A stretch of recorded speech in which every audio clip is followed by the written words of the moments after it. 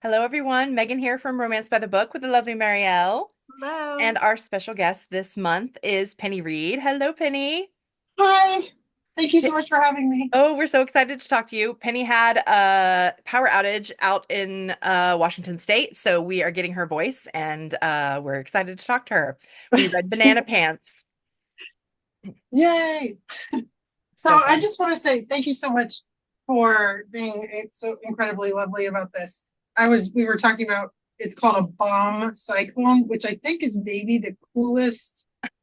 I don't mean to, be insensitive for the struggles people are going through because I myself have no power, but Yeah, the idea that a bomb cyclone came through makes me feel a little bit better right. about the fact that Like I if don't something have had to do power. that to you.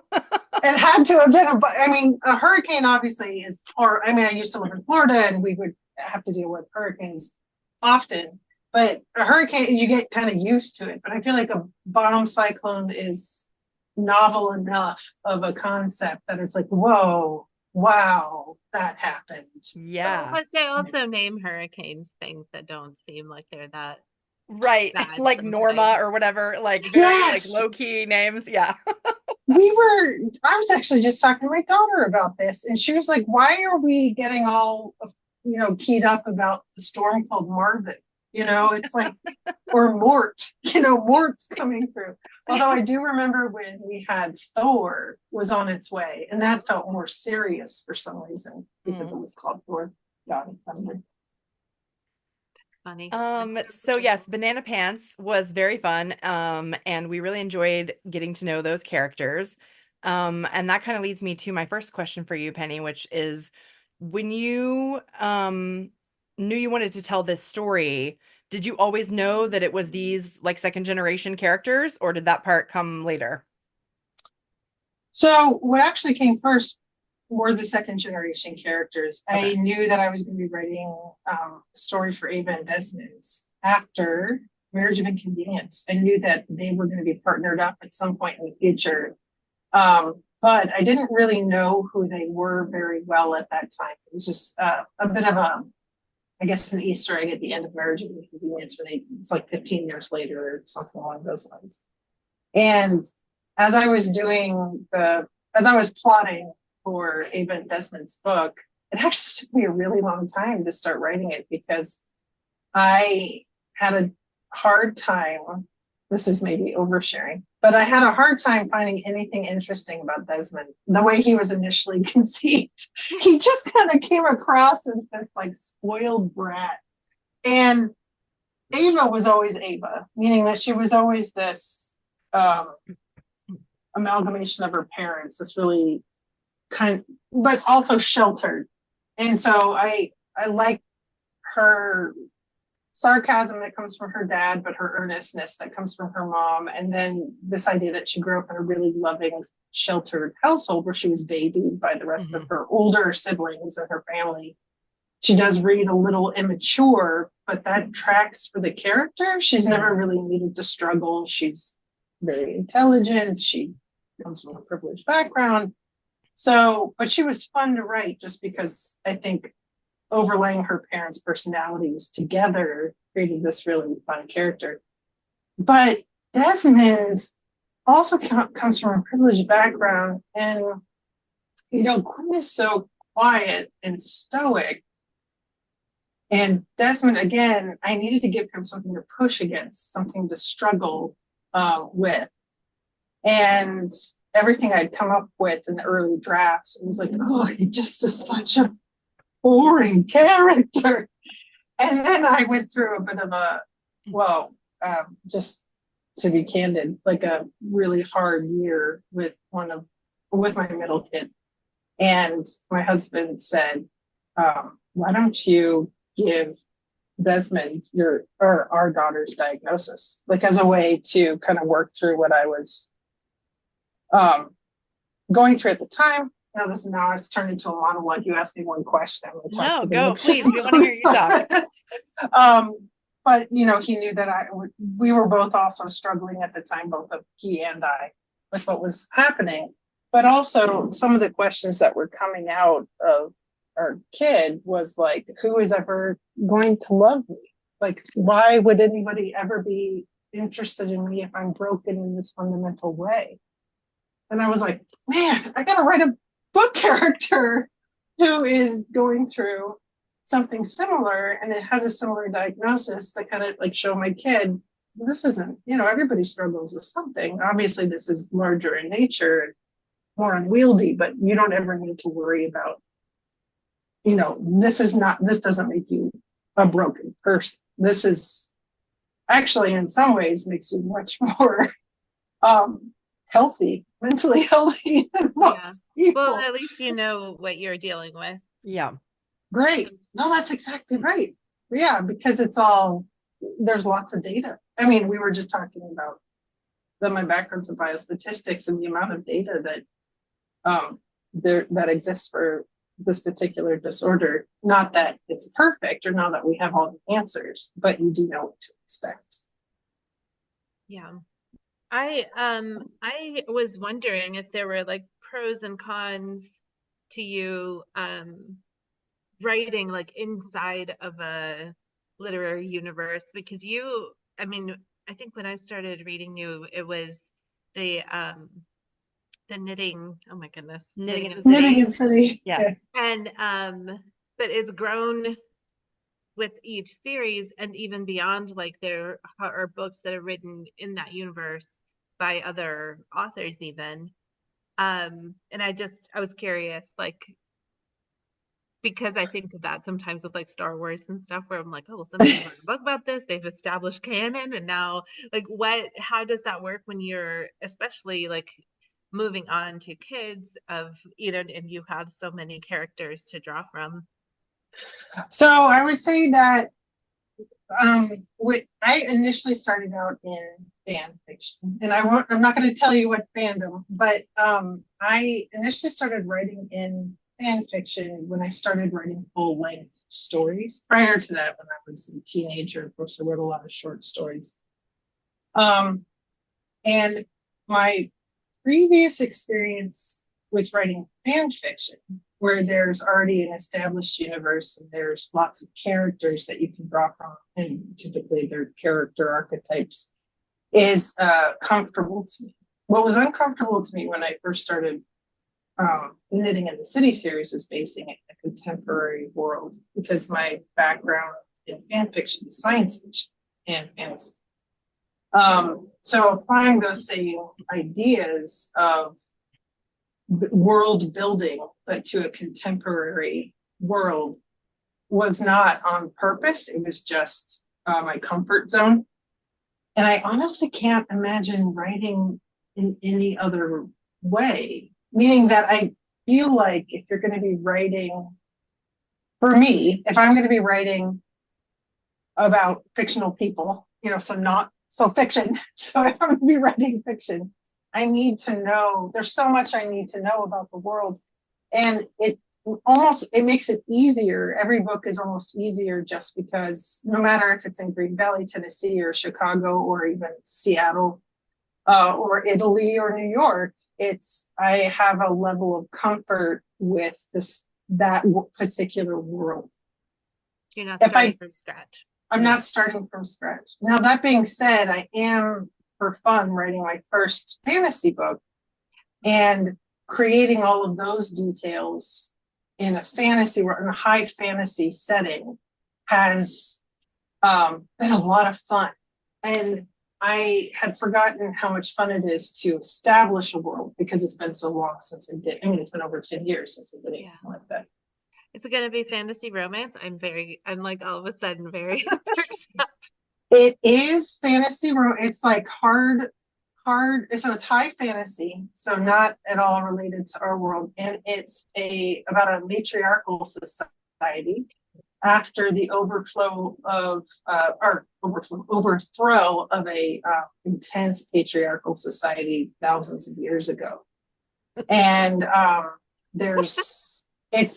love that. Yeah, and where magic is highly regulated and only women are allowed to do it, and men are allowed to learn about it in very controlled environments, because they just cannot be trusted to not let their emotions get the better of them and destroy the world. So it's Perfect. Love it's it. been a lot of fun. And of course, the female main character is a little bit overpowered, but she knows it from the very beginning. And the main male character is incredibly overpowered, but has no access to learning how to use his magic skill because it's a very intense matriarchal society where they're actively suppressing men from being able to learn for the benefit of the world. I really am enjoying myself. That's really I tell you, fun. like the queen has like a bunch of consorts, you know, like I used the ancient Roman word for this. I guess there was such a word that when women had multiple lovers, I guess, Mhm. or their own, I guess, Like hair concubines, but men. concubines, but men. That's exactly right. And I didn't want to use the word harem because I know that has a very specific meaning. Yeah. And they were called Pelex, Pel. Well, I guess you can't really, it's not one to one because it's not the same, you know, Okay. letters, whatever, but that they're called Pelex. And so that's what I drew upon. I drew a lot of inspiration from ancient Rome and ancient Greek societies, just because that was not necessarily unusual for wealthy women to have their own group of men that service them. So, and then also taking a look at other matriarchal societies that have existed throughout world history. And so it's been a lot of fun. It does sound fun. That's awesome. And yeah, it's been a lot of fun. And it's also it's when things come out of the mouth of women, how our society perceives them versus when they come out of the mouth of men, and how that's reversed here. Yeah. Mhm. So I'm just having the best time. And Oh, I like can't I wait. said, That sounds I'm awesome. just writing it for fun. But it'll be a trilogy, and at least. And I mean, the first book so far has like 40 chapters and it's not even halfway done. So it's like true high fantasy Yeah. stuff. Awesome. So this is the first time ever, or in a long time, that you've started a world that's completely from scratch? This is the first time since a contemporary romance world. Yeah, absolutely. Yeah, that must be fun. I kind of have a follow-up question about your world and how you opened it up to other authors. I'm curious how that experience has been and if it was different than you thought it would be, or how has that been for you? Well, it's been interesting. So if people don't know about it, it's called Smartypants Romance, and the idea behind it was that in 2019, when I created it, so how it came about was I became aware that somebody was writing fan fiction about my books on Wattpad, and I am a believer in people should be paid for the labor that they do. And I really loved the story when I read it. So I went to my readership and I said, hey, what do you think about me opening up my world for um, other authors to write in? And as I started to pull it together, there was a report that was published, the validity of which, you know, people can discuss amongst themselves, but it was a report that came out about um, I guess, own voices in Mhm. publishing.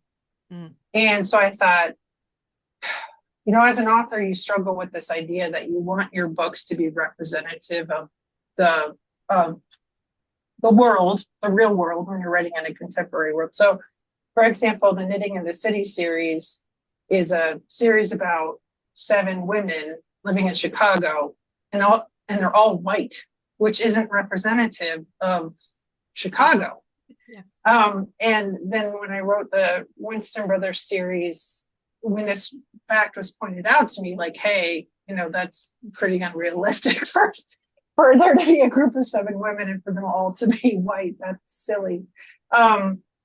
I was, oh, okay, yes, absolutely. So once that was pointed out to me, because sometimes you just don't know it, you know, you're just like operating it with your blinders on. I was so grateful and thankful to that reader who pointed it out. So when I mapped out the Winston Brothers series, I started to incorporate main characters who are much more representative of the local area. So in terms of geographic diversity. hmm However, when you do that as a white author, then there's this tension of, well, am I telling stories that are not mine to tell, right?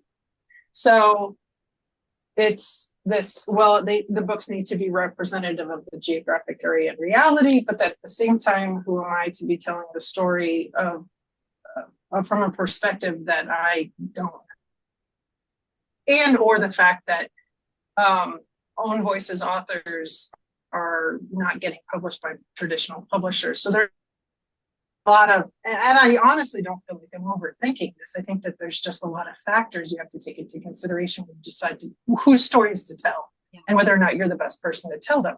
So for example, I have attempted to read books about characters who have bipolar and end up just getting incredibly angry because it's very obvious the author has absolutely no experience with anybody who has bipolar, and that they're really just drawing upon like popular media impressions or stereotypes. And so from my perspective, I do not think anybody should be writing a book with a character who has bipolar unless that author either has it or somebody very close to them has it. And I'll just say that full stop. They just absolutely should not, because the harm that they do in perpetuating these horrible stereotypes, then of course you're misrepresenting something very serious to the rest of the world who doesn't have it. Right. Or you're misrepresenting it, and then somebody who does have it will read it and believe horrible things about themselves. So getting back to Smartypants romance, you're probably asking yourself, how does this all? Again, here I am monologuing. Sorry about that. We got it. So back to Smartypants romance, I decided to make it a publishing incubator with a focus on own voices stories. So it was important to me that Green Valley and the rest of my fictional world be, as I said, representative of the real world. And bearing in mind, are these my stories to tell? You know, that's up for debate depending on what's going on in the world and how represented, how many own voices stories are getting published. So my thought process was, this would be a great way for own voices authors to tell stories in Green Valley or wherever, making that entire world richer and more representative of reality. So that's what Smartypants romance was really all about, was a way to highlight own voices authors and get their stories told, so that authentic stories are being told authentically. So diverse stories being told authentically. So there you go. Awesome. Thanks. That does kind of lead in a little bit to a question I had, which was in Bananapants, like the premise is Bananapants. Yeah. But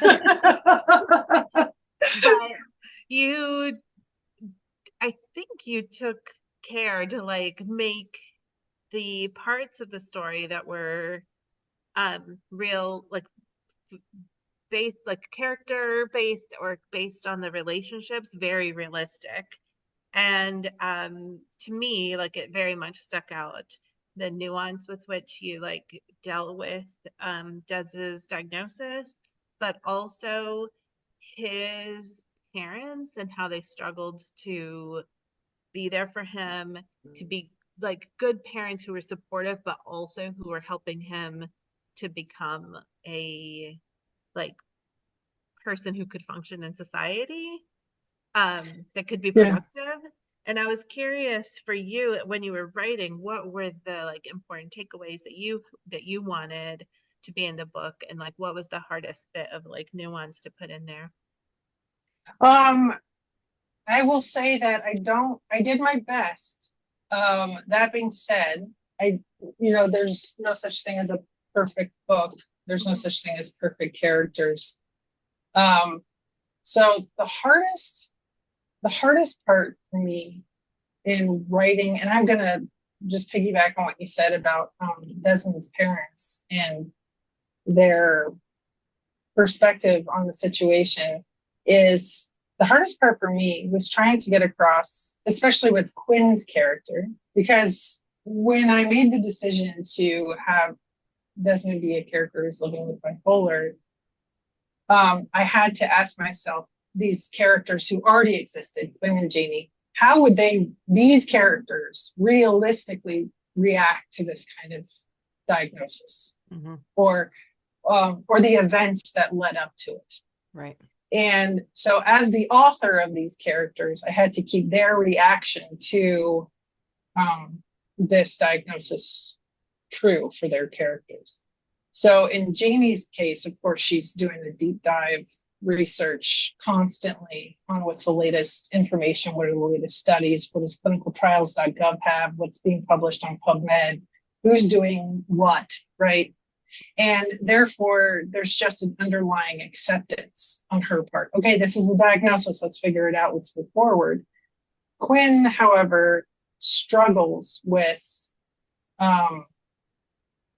Quinn, of course, is going to struggle with anything traumatic. And you see him in his previous books, Neanderthal Seeks Human, Neanderthal Marries Human, but then most especially in Shelley's book with Bo, which is part of the Winston Brothers series, Beard in Mind, that Quinn was mostly just an enabler for Shelley. He enabled her illness and really was like, there's nothing wrong with her. She's fine. She's just a little quirky. She's just a little strange. She's just a little this. And in my own experience, throughout my life, and how my son is on the autism spectrum. He wasn't diagnosed till 12. And I was a big reason for that. Oh, he's just a little quirky. He's just a little weird. He just kind of does things his own way. And it wasn't until we were really pushed by our general practitioner to go, no, you need to take him in. He needs to be assessed for this. And I kept thinking to myself, this is ridiculous. This is like, they're just diagnosing everybody these days. It was the thought process I'm having. It's like, what, kids can't be just a little quirky? And it was my own, what I was thinking to myself. And when we were there, when he got his diagnosis, they turned to me and they said, now you should also find out where you are on the autism spectrum. And I looked at them like, what are you talking, what? And they basically said, you are also on the autism spectrum. The reason why your son's behavior didn't seem at all strange to you is because you also have autism. And so it's just interesting, our generation, what we grew up with, like, oh, I'm just the weird kid. I'm just the one who doesn't fit in, right? And that's okay. I'm happy to be me. And then with our children's generation, it's like, no, there's a diagnosis for that. Right. And so there are tools that could help so that you don't have to deal with in the same way. Well, and unfortunately for women especially, it seems to be underdiagnosed until later in life. My daughter is also on the spectrum. She's 9 now. She got diagnosed officially at 3, but we pretty much knew from the time she was little that that's probably what was going on. And she's the only girl in her class this year in 4th grade, in her like self-contained ASD class. And I have a hard time believing that there aren't any other girls that are on the spectrum. It's just that they aren't getting diagnosed at nearly the like numbers of boys, I guess, still to this day. And it boggles me, honestly. Well, there's actually there's data about that's coming in, that came out of Yale, where they're doing functional MRIs on kids with who have diagnosed autism. And what they're finding is that in terms of the development, are you interested in this? Is sure, this something we should talk definitely. about? Okay. And maybe once I get back some internet connection, I can pull the study up for you. But this is a very, very clumsy way to explain the research. But what they're finding is, in terms of the development of the portion of the brain that's associated with autism, is that boys who have autism are, let's just say for the sake of argument, like 1 standard deviation different from an average boy with no autism. Girls, the average girl is 1 standard deviation in the opposite direction. So a girl without autism, 1 standard deviation to brain development in that particular area, and an average boy is 1 standard deviation in the opposite direction from boys with autism. Hopefully, I feel like I should be drawing this out. So what that means is girls who have autism, or not, I mean, because it's a spectrum, but Mhm. let's say, I don't think we're allowed to, we don't use the term highly functional anymore, but I'm going to use that because I don't know what the new term is. But girls who have high functioning autism have the same brain development as an average boy in that empathy center.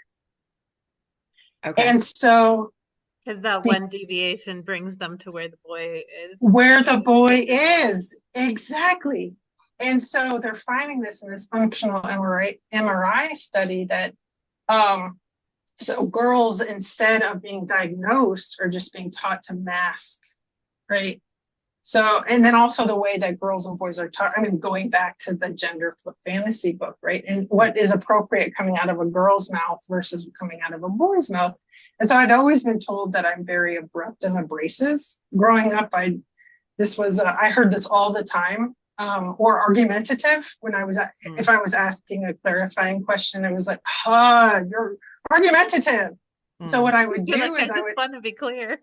right. So I actually have learned, like when I was in school, I would learn to ask the boy next to me to ask the question to the teacher. So I would have my list of questions and I would hand them to whatever boy was closest. And I would have the boys ask the questions for me so I could get the answer. But if I, the girl, asked the question, I would be told that I was abrasive and argumentative.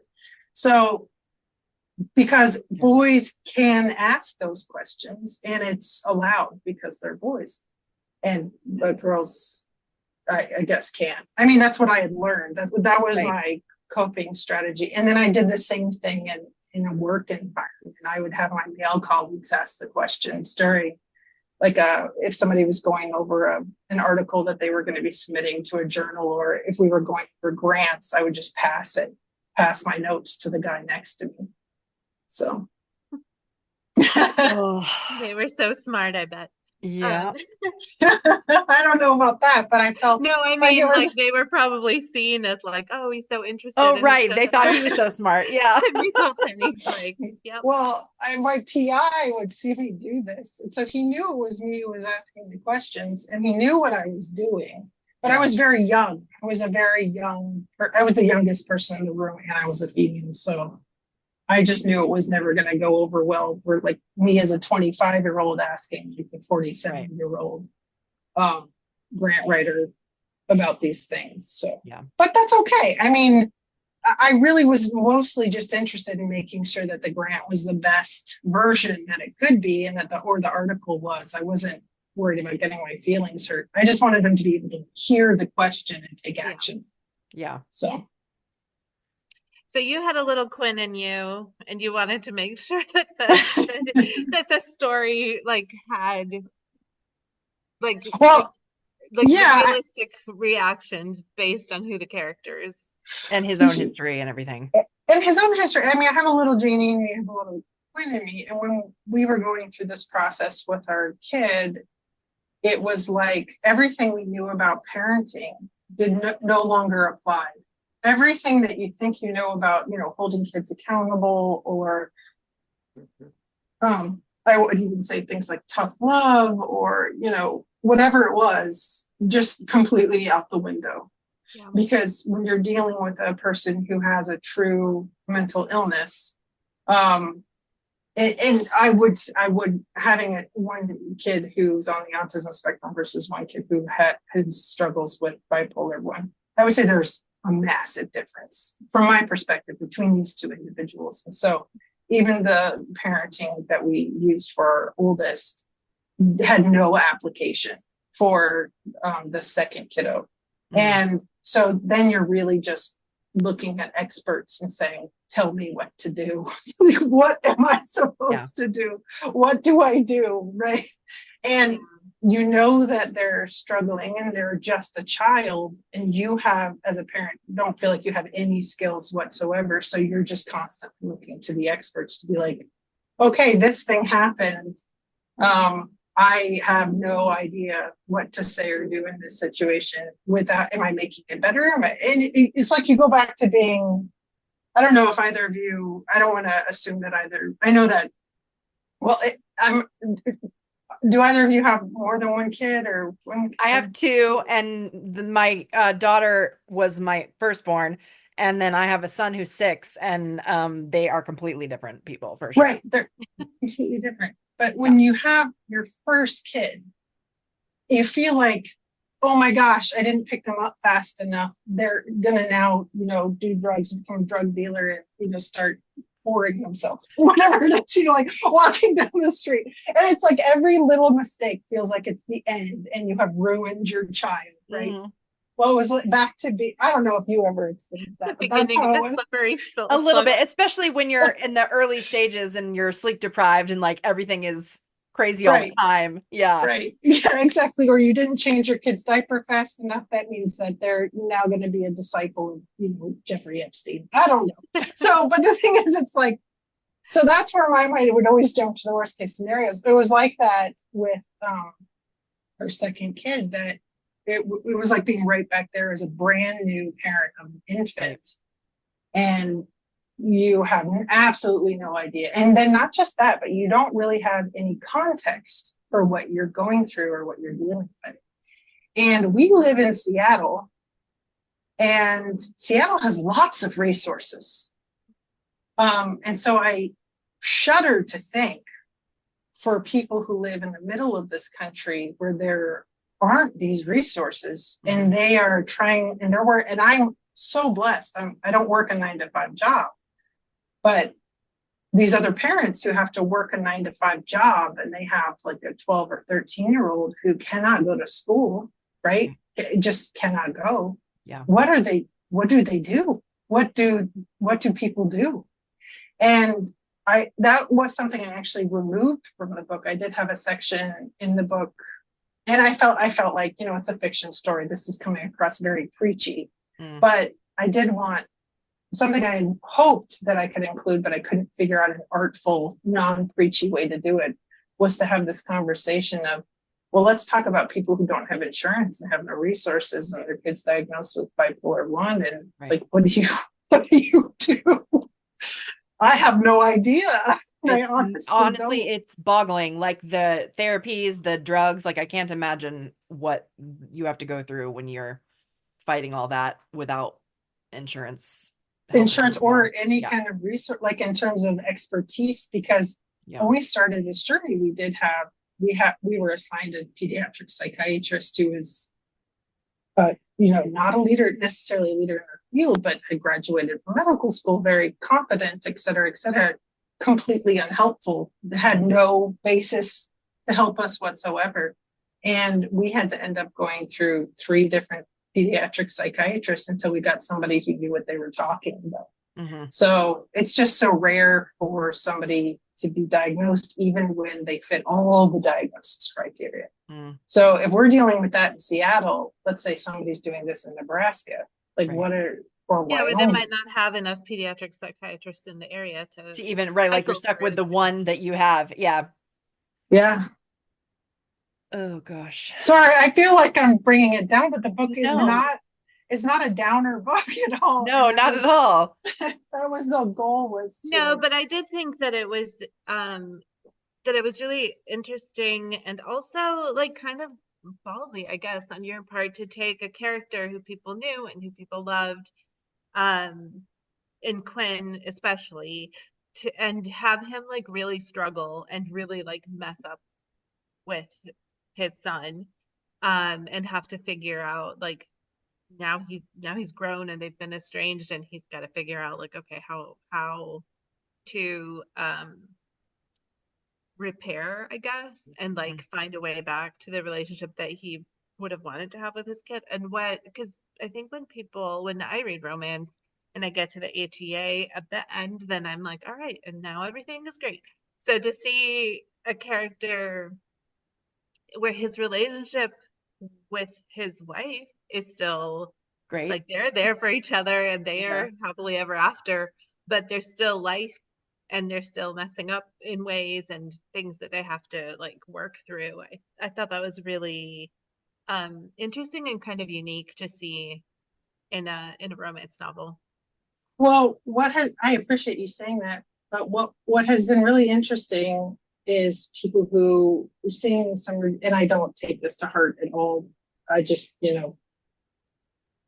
well, anyway, seeing reviews where people say that Quinn's character had been ruined by this, which I thought was really fascinating because as a parent, when you're faced with this as your reality, Quinn's reaction is not an unusual reaction. Especially Meaning with that his own family history and everything. with his own family history, but even absent that, because I talk about in the book partial hospitalization programs and intensive outpatient and all of that, and having gone through both with our kid, we were a minority family in that we accepted the diagnosis. We were one of the 40 kids in that program. We were one of 3 who had accepted the diagnosis. So you got to think about 37 kids in that program with the diagnosis of bipolar. Only 3 parents had accepted it. The rest of the parents were like, no, we're going to find out what the underlying cause is. I'm sure this is like a mold infection in the brain, or this is just them acting out, or this is just them attention-seeking behavior.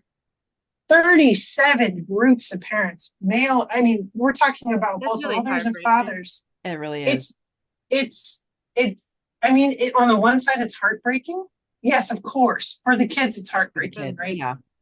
But for the parents, when you think about the stages of grief, right? Or the pressure that's put on parents in terms of them feeling like it's their fault, right, by society. But then you add to this the misconceptions about the disease itself that are perpetuated, again, by people who put movies out there or books out there where they have no idea what they're talking about. Mm-hmm. Of course, these parents are going to reject the diagnosis if the stereotypes are allowed to continue to exist about people who have bipolar.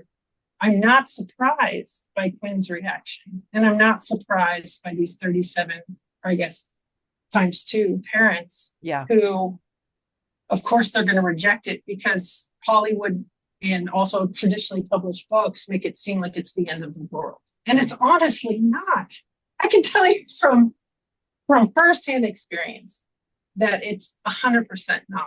And it's so sad to see this perpetuated over and over again, which is why one of the reasons I wrote the book, because in a way it is a love letter to my daughter so that she knows, hey, like, this is what the world is telling you is true about your diagnosis. It's not true.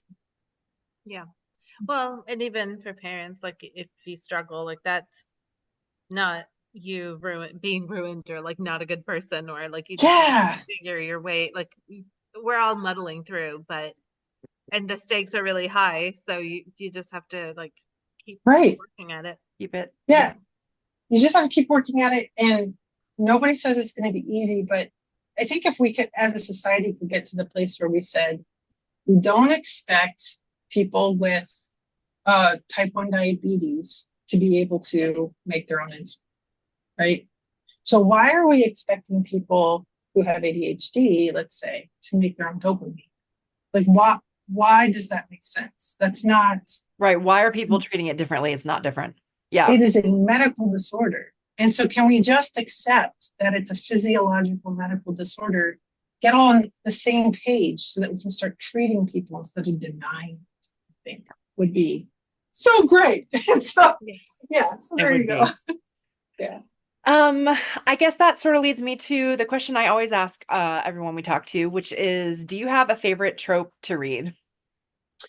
Yes, I love I mean, I just absolutely cannot get enough. I guess it's considered a micro trope, but I absolutely love the only one bed micro trope, where people can't, where they arrive and there's just the one bed. And I have to hold myself back from writing it in every single book, but then also like coming up with the ways where it's like, no, you can't sleep on the floor. There's rats, or, or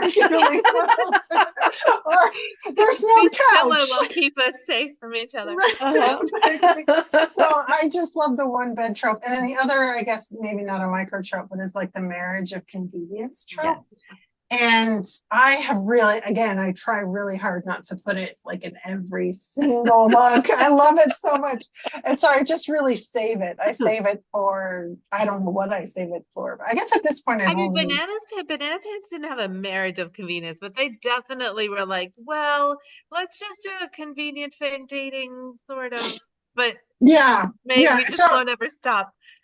yeah, I like to put a different spin on it. So Banana Pants had that, and then 10 Trends had a fake friendship, fake best friendship for the purposes of getting like social media followers, which Uh-huh. is another kind of a different spin on Yeah, the whole, marriage or partnership ship of convenience. But yeah. yeah, I mean, but I I will wish I could. tell you that Megan and I laughed very hard when Suze was like, why don't you just have a baby? Right. You Neither haven't of done you have that gotten before. married before. You can do that. So Can I you actually teach have to each tell other? you, I was reading that scene. So when I wrote this book, I did a lot of reading scenes to my daughter, to my kid who has diagnosis. So I did a lot of reading the scenes to her, and she's the one who did the. She actually started saying that. So Sue's dialogue in that scene actually comes from her. She Well, just she's started going on. hilarious. Yes. We She thank just her. started going off on this riff about, oh, well, then, you could try out getting married. Why not do that? And then you could do it for real when you're 89. Like that Yes. kind of thing. That was awesome. So, Sue was yeah, hilarious. she was fun. She was a lot of fun. The question that I usually ask people is more about their writing. So, if we were a fly on the wall when you're in the middle of your, right deep into your writing, what would we see? What would you be doing? Oh, geez. I have to wear headphones because I can't have, and they don't have any music playing. I just have to have complete silence, like just total silence. And then, I mean, if I'm in the middle of a book, I probably haven't taken a shower in a while. And so I know that's maybe TMI, but it's just like if I'm so focused on writing a book, as I do get to be towards the middle, towards the end, because the first half of a book will take me months. The second half of a book maybe takes 2 weeks, Oh, wow. which is, I know that sounds strange, but it's like once I really know the characters, then I could just legitimately sit and write 18 to 20 hours a day, and then that's it. So I don't know why that's Hard the to shower case. if you're spending that many hours. Right. It just feels like such a pain to do it. I mean, I do brush my teeth. Dental hygiene is very important, but it's like if I have to do anything other than write, I get very irritated with the world. And there's like throwing of tables. And, no, just kidding. So what you would probably see is me with my headphones in front of my computer, probably in my pajamas that I've been wearing for 3 days. But I don't know. I don't want to overshare other information, so I won't tell you what I do and don't change. But teeth are brushed. And if somebody tried to interrupt me, then I would probably glare daggers at them, like, "What do you want?" Like, so yeah, In this that's what process, we are you feeding yourself throughout, or is somebody like come in and just leave things for you, or what? So I usually do, I just have a bunch of freezer meals, right? Okay. And then I also have one of those Nespresso machines, so I can just press a button and make coffee. Yeah. And time loses all meaning, and somebody will be like, it's Tuesday. I'm like, if you say so. I mean, I have no idea. I mean, I'll just have to take your word for it. And so I try not to schedule any calls or anything whatsoever. Yeah. During this time, just because I really do I just am such a grumpy pants. I get it all interrupted. Yeah. So that's what you would see. So speaking of grumpy pants, you have a new book out this week, which is about Oh Isaac yeah. Sylvester. Yes, Anybody's been waiting for that one. It is here. he is a grumpy pants for sure. He was a revelation to write. I had known a couple details about him, but as I sat down to write him, there's the only other character who was ever this difficult to write was Drew Runos, who's Ashley Winston's love interest from Beauty and the Mustache. When I sat down to write Drew's perspective, his point of view, he was like, I have nothing to say to you. And I'm like, oh, you're the worst. And Isaac was the same way. He's like, this is none of your business. I'm not telling you anything. Right. And so that's why I think the first, Hannah's chapters are 1 and 2. And then I think he has like 5 or 7 chapters in a row after that, because I just had to force him to talk to me. And I was like, I'm not leaving you alone until we get through this. And Yeah. so I just spent every day for months trying to get him. It was like getting blood from a turnip or whatever that saying is, or water from a stone. It was just so painful. And then finally, he didn't really talk to me. I just kind of like, you know, listened in, if that Right. makes sense. So, but he was an incredibly difficult character to write just because he was so closed off, just so closed off. And I'm so glad I'm not writing his book anymore. I'm so glad It is out in the world for you people. It's it in is out Kindle in the world. Unlimited and it's here for you. Where can everybody find you, Penny? Oh, that's a timely question because I just joined Threads on that's the whatever the one from Instagram. Uh-huh. So I just joined there. So come say hi to me there. I'm also on Instagram.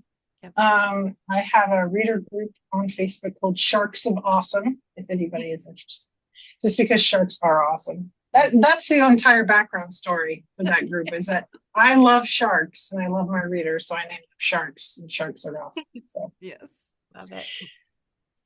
And then she has great newsletters, so you should go sign up for that on her website. oh, I appreciate that. Thank you so much.